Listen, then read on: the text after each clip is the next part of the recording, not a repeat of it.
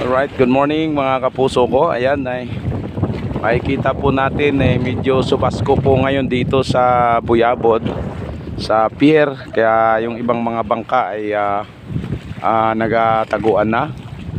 At mayroon pong balita na lalakas ang ulan at hangin dito sa tabing dagat ngayon. Kaya yung ibang mga bangka, kung nakikita ninyo yung naandon sa malayo, ay nagtago na. Papunta po yan dito sa looban.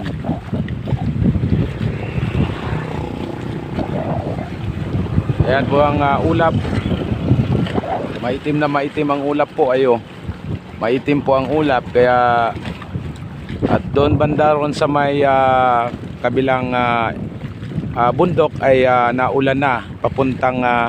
Papunta dito po yung ulan. Kaya maraming salamat po mga kapuso ko. At baka po tayo abutan ng ulan. Kaya tayo ay dahan-dahan ng umuwi. At mahirap na mabasa yung ating katawan. Maabutan tayo ng ulan at delikado, baka tayong lagnatin. So pero doon sa banda roon sa kabila naman ay mainit pa naman doon. Dito lang ayo, ang kapal ng ulap dito papunta rito sa aking kinaroroonan, yung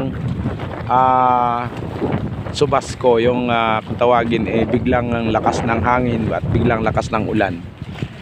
Okay, thank you so much mga kapuso ko. At magandang tanghali sa inyong lahat.